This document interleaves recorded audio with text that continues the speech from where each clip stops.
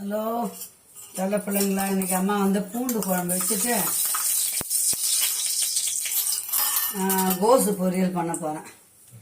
பாருங்க, பூண்டும் வெங்காயமும் உரிச்சு வச்சுருக்கேன் நிறைய. அதான் குழம்பு வைக்க போகிறேன். வாங்க வீடியோக்குள்ளே போகலாம். இப்போ எண்ணெய் ஊற்றியாச்சு, கொஞ்சம் வெந்தயம் போட்டுக்கலாம். கடன் செஞ்சிடலாம் கொஞ்சம் நேரத்தில். கடுகு கொஞ்சம் போட்டுக்கலாம். பூண்டு குழம்புக்கு மீன் குழம்பு போடுறோம், கொஞ்சம் வரவும் போடுங்க, டேஸ்ட்டாக இருக்கும். அதுக்கப்புறம் இந்த அரிஞ்சு வச்ச வெங்காயமும் போட்டுக்கலாம்.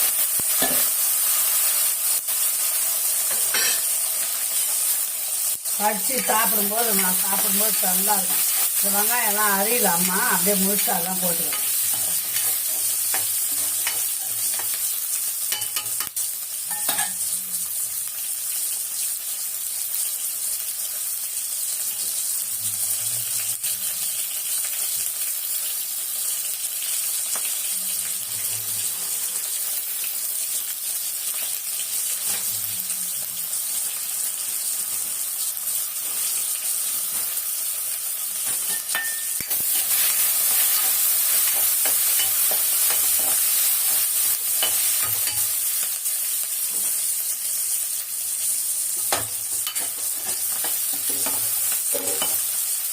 அவசரம் செஞ்சாலும் அதான் நல்லா டேஸ்ட்டாக இருக்கும். பாருங்க, தக்காளி ஒரு 3 தக்காளி வந்து இந்த மாதிரி அரைச்சிட்டாமா, அதை ஊற்றிக்கலாம்.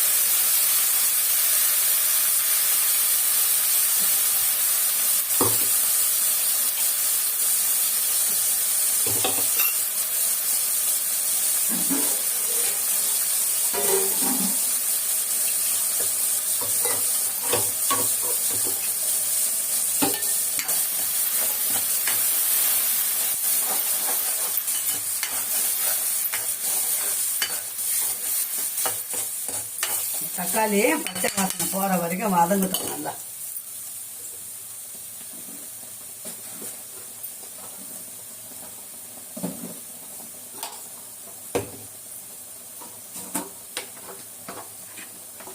குழம்புக்கு தகுந்த மிளகாத்தூள் போட்டுக்கலாம். 2 ஸ்பூன் மிளகாத்தூள் போடுறேன்.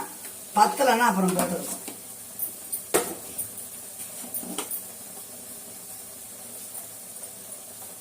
ஒரு சிட்டிகை மஞ்சள் தூள்.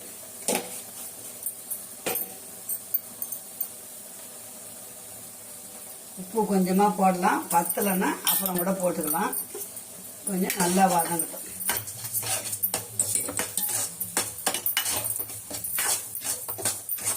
வெங்காயம் தக்காளி அரைச்சி ஊற்றுந்து மிளகாத்தூள் இந்த வாசனை எல்லாம் பச்சை வாசனை எல்லாம் போட்டோம். நல்லா வதங்கட்டும். வதங்கி வந்த அப்புறம் நம்ம வந்து அம்மா வந்து எண்ணெய் பிரிஞ்சு மேலே வரும். அதுக்கப்புறம் புளியை ஊற்றிக்கலாம்.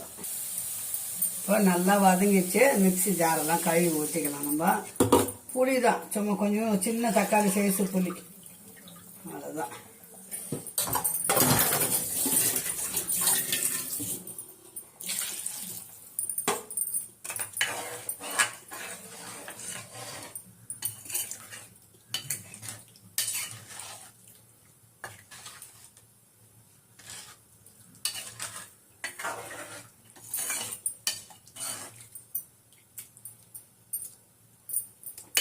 கொதிச்சதுக்கு அப்புறம் உப்பு பார்த்துக்கலாம் பிள்ளைங்களா. உப்பு காரம் கரெக்டாக தான் பார்த்தோம்.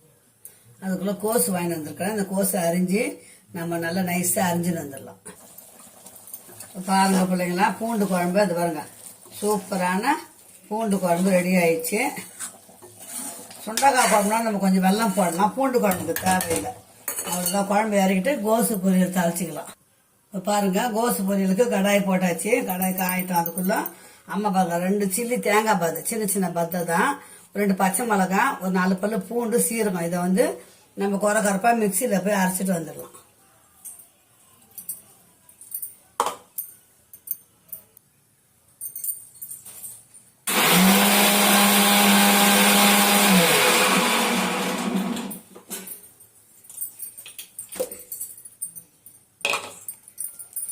ரொம்ப மையா அரைக்கக்கூடாது. இது பாருங்க, அந்த மாதிரி குறைப்பா அரைச்சின்னு வந்து அப்போ தான் டேஸ்ட்டு நல்லாயிருக்கும். பொரியலுங்களுக்கும் எப்போவுமே மைய அரைச்சி வச்சிங்களேன் பொது பொதுன்னு ஆகிடும், குழம்பு போல் ஆகிடும். இப்படி அரைச்சோம்னா தான் பொரியலுக்கு அந்த தனி டேஸ்ட்டு. இப்போ கொஞ்சமாக எண்ணெய் ஊற்றிக்கலாம். ரொம்ப எண்ணெய் வேண்டாம், கொஞ்சமாக ஊற்றிக்கலாம்.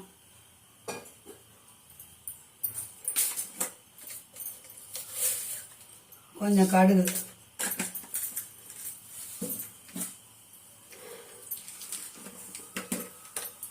ரெண்டு உளுத்தம் பருப்பு போடுங்க. சும்மா ஒரு குத்து மாதிரிப்பா 2 எடுத்து போடுங்க, ரொம்ப வேண்டாம்.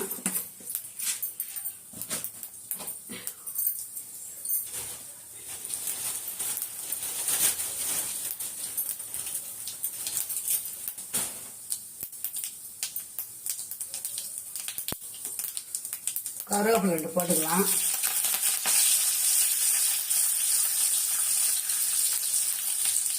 ஒரு குட்டியூண்டு வெங்காயம்,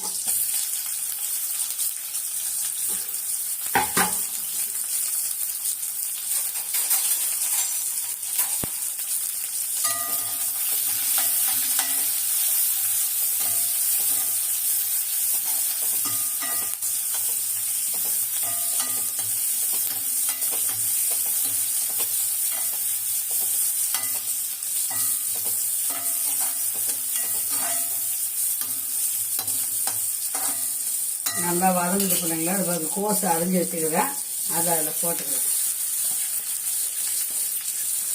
சின்ன பீஸு தான் எடுத்தேன், தண்ணியெலாம் போட்டு ஊற்ற மாட்டேன், கொஞ்சம் நேரம் ஆகும்.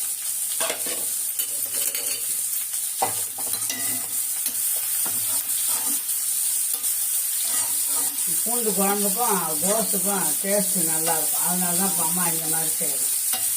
கேரட்டு பீன்ஸும் போடலாம், 2 பேருக்கு எதுக்கு நிறைய காய், அதனால வெறும் கோஸ் பொரியல் பண்ணிக்கலாம். கொஞ்ச நேரம் கோஸ் வதங்கட்டும் பிள்ளைங்களா, கொஞ்சம் வதங்கட்டும். கோஸ் உப்பு தாங்காது, கொஞ்சமாக போட்டுக்கலாம். மஞ்சள் பொடி தேவைப்பட்டால் போட்டுக்கலாம். நான் போடாமல் செய்யலான்னு இருக்கிறேன் இன்னைக்கு. முட்டை இருந்தால் 2 முட்டை உடச்சி ஊற்றோம்னா முட்டை கோஸ் பொரியல் சூப்பராக இருக்கும். அந்த பூண்டு குழம்புக்கும் முட்டை கோஸுக்கும் அட்டகாசமாக இருக்கும்.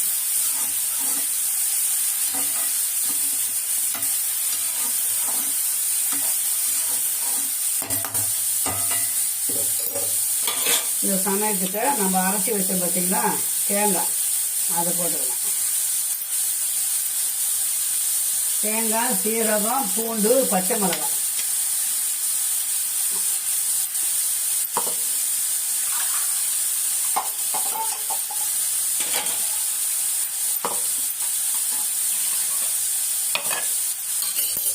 கொஞ்சம் கொத்தமல்லியும் போட்டுக்கலாம். அவ்வளோதான். கொஞ்சம் வதக்கி விட்டு தேவைப்பட்டால் ஒரு 1/4 டம்ளர் தண்ணி ஊற்றிடுவோம்.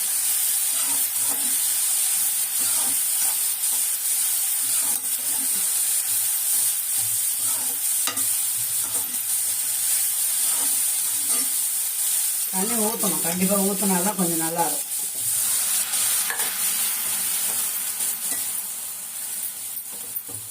நான் ஒரு 1/2 டம்ளர் மிக்ஸி ஜாரை கழுவி ஊற்றிருக்கிறேன்.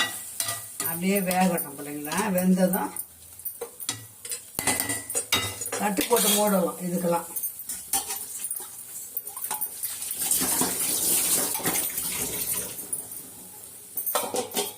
ஒரு 5 நிமிஷம் ஆகட்டும், வேகட்டும். இன்னும் கொஞ்சம் வேகணும். கோஸுக்கு தண்ணி நல்லா தான் இழுக்குது, பரவாயில்ல. நான் 1/2 டம்ளர் ஊற்றினேன். தண்ணி சுண்டிடுச்சுன்னா பொரியல் கரெக்டாக இருக்கும். கொஞ்ச நேரம் வேகட்டும், வெந்ததும் நம்ம இறக்கிடலாம். செல்ல பிள்ளைங்களா, அது பாருங்க, பூண்டு குழம்பு வச்சுட்டு அம்மா சாதம் காலையிலே வச்சாச்சு. இப்போ கோஸ் பொரியல் ரெடி ஆயிடுச்சு, சூடாகுது. அதுதான் முடிஞ்சுது, பக்குவமாக ஆகிப்போச்சு. சூப்பரான கோஸ் பொரியல் செஞ்ச மாதிரி செஞ்சு பாருங்க, டேஸ்ட்டாக இருக்கும். பாய் செல்லங்களா, இந்த வீடியோ இதோட முடிச்சுக்கலாம். மீண்டும் ஒரு நல்ல வீடியோ சந்திக்கலாம். பாய். குழம்பு ரெடி, சாப்பாடு ரெடி, பொரியலும் ரெடி. ஓகே, பாய் செல்லங்களா.